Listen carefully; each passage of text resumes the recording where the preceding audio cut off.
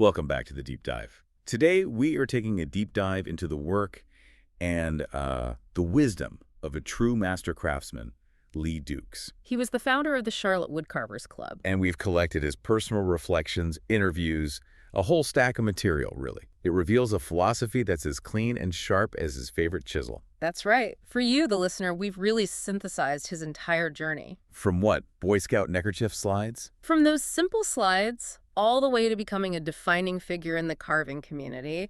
And Dukes' story is just so full of warmth and humor. But, beneath that approachable surface, there's this profound, almost relentless dedication to technique. So our mission today is to cut through all the wood chips, really, and get to the essence of his artistry. We're going to explore the core philosophy that drove a lifetime of work. A challenging three-part mantra. And we're going to uncover the single, simple, technical secret that fundamentally changed how he approached carving the human face. And this whole passion, as you mentioned, it started in the most unassuming way. He began just helping out the Boy Scouts. The ones who were struggling? Yeah, they were struggling with those small neckerchief slides. He said they couldn't quite handle it, so he'd step in. And you can see those early pieces, like the scout trying to rub sticks together to make a fire. Exactly. And he admitted his passion just grew, as he so humorously put it, like Topsy. That growth seems fueled by constant learning, but also a recognition of the sheer intellectual difficulty of the craft.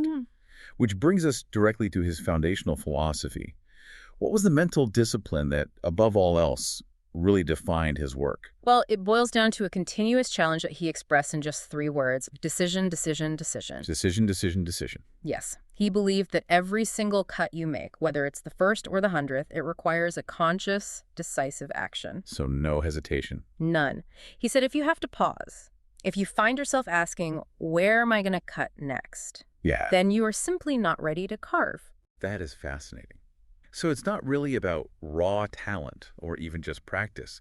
It's about preparedness. It is. It's about discipline.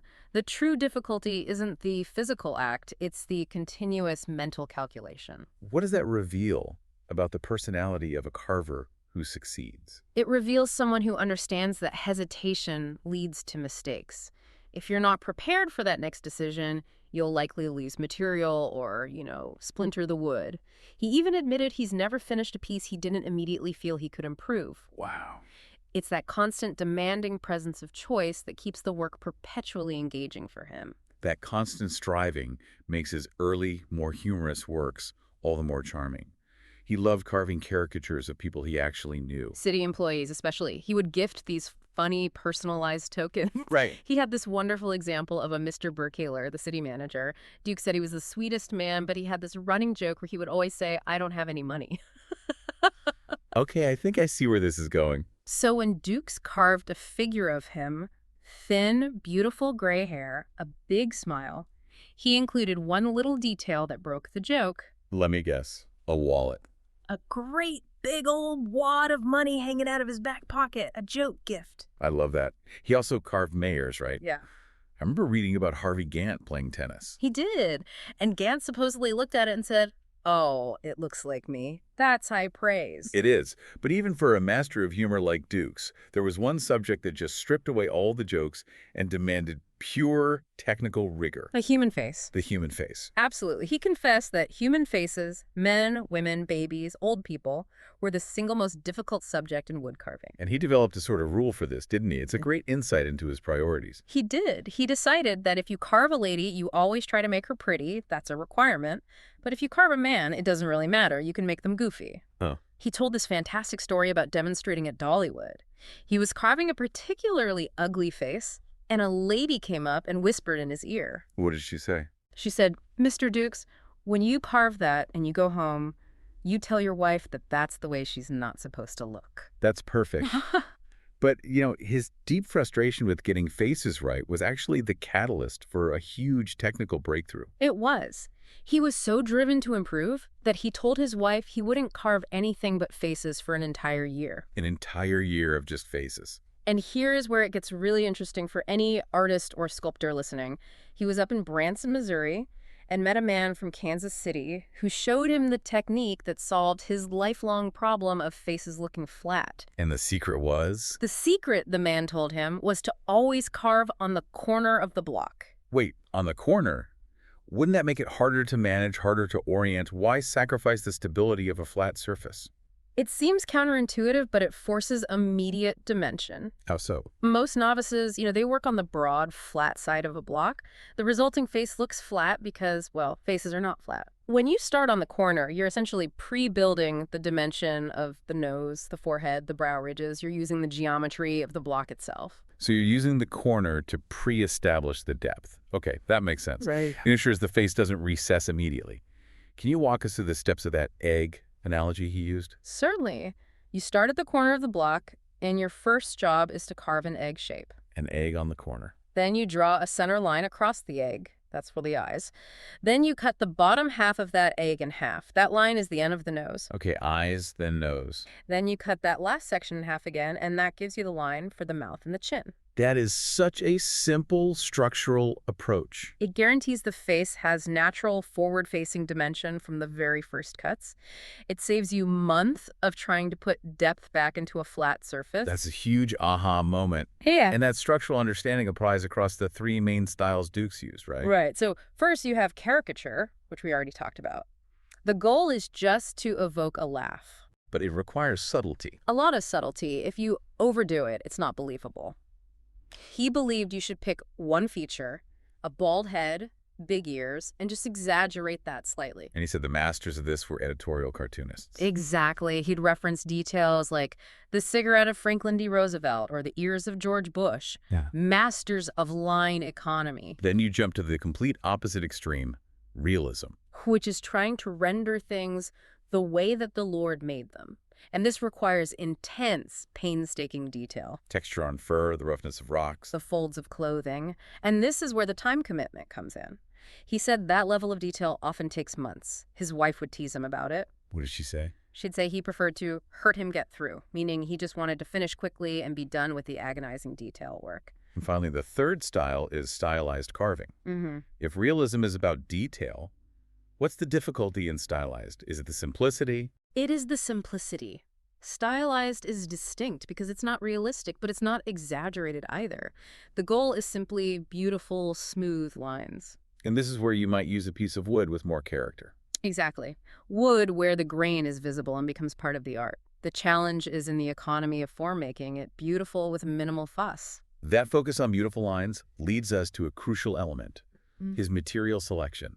For all his hand carving, his go-to medium was basswood. Indeed. And it's the primary choice specifically because of its neutrality. He said it has no color, no characteristics, no taste, no odor. He just called it blah. Why is just blah the perfect quality for a wood? Because the material has to step back so the artist's decisions, his whole philosophy, can be front and center. I see. Basswood is close-grained, so it has a consistent, even texture. It's soft, and critically, it holds detail beautifully, and it doesn't splinter. Unlike something like oak. Right, which would fight the knife and risk breaking off a tiny feature. Basswood is the soft, compliant canvas that just takes direction perfectly. It's the wood they use for tongue depressors. That says it all, really. So when he taught others, he said there were two essential things everyone had to master right away. Absolutely. 1, how to hold the knife. 2, how to position the wood. And for the knife. He stressed carving with a backstop action, always keeping your thumb out of the way, because the knife has to be razor sharp to cut cleanly. If it's dull, you'll slip and you will cut yourself. And the wood position, that's about avoiding disaster too. You always have to carve with the grain. Always. The structural grain that holds the tree up. You have to constantly turn the piece to get a smooth cut. If you go against the grain, it'll just split off every time. And that could ruin the carving? Or cause a slip. And this brings us to the most practical and maybe memorable anecdote, the story of the safety glove. The cost of safety versus the cost of a mistake. Precisely. The glove protects the hand that's pushing the wood. When these gloves first came out, his wife asked him to buy one. It cost $32. And he said no. He refused, called it ridiculous and overcharged. Unnecessary. So what happened 2 weeks later? He slipped, cut himself badly enough that his wife had to take him to the hospital, and the bill to patch him up? Let me guess. More than $32. $187. Oh, wow. He said he went straight home and immediately ordered the glove. He required all his students to wear one after that.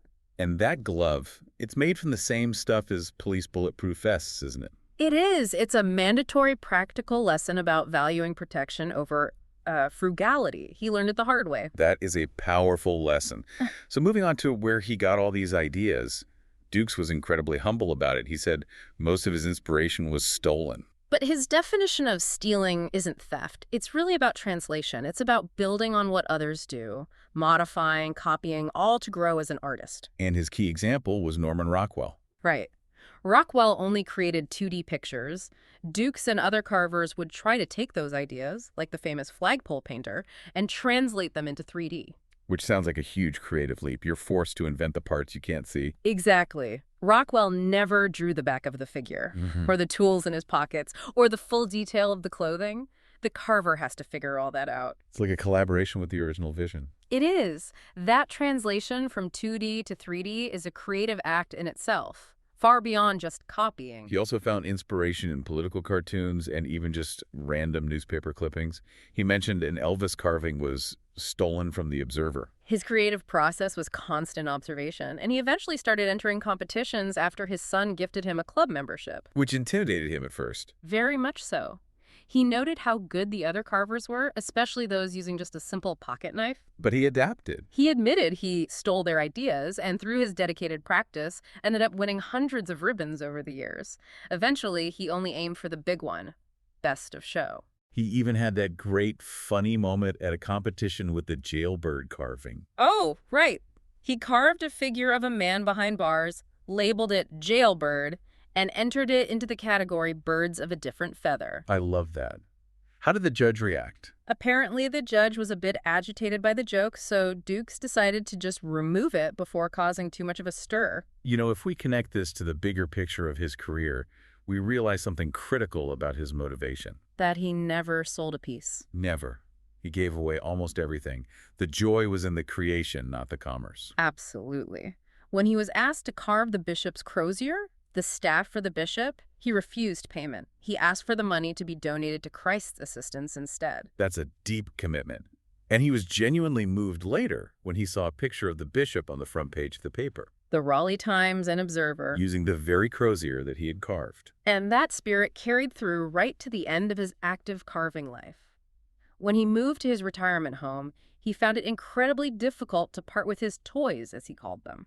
All his carvings. Hundreds of them. He ended up donating them to the 4 clubs he was involved in to be used for raffles and door prizes.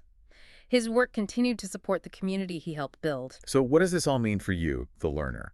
Lee Dukes showed us that master craftsmanship isn't about some innate magical talent. Not at all. It's about constant, deliberate action. Whether that's the technical specifics of avoiding a flat face by carving on the corner of the block, or that overarching philosophy of decision, decision, decision.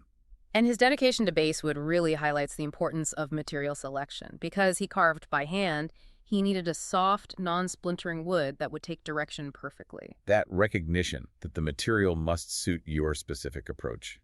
That's crucial for any creator in any field. And finally, a thought for you to chew on. Dukes mentioned in his reflections that he regretted not studying painting more. He noted that the combination of painting and carving together would win every show. An interesting thought. So, considering his commitment to mastering fine detail in wood, what parallel skill or craft in your own field, whether it's coding or management or design, might take your work from good to winning best of show if you dedicated time to mastering that intersection? Go explore that gap.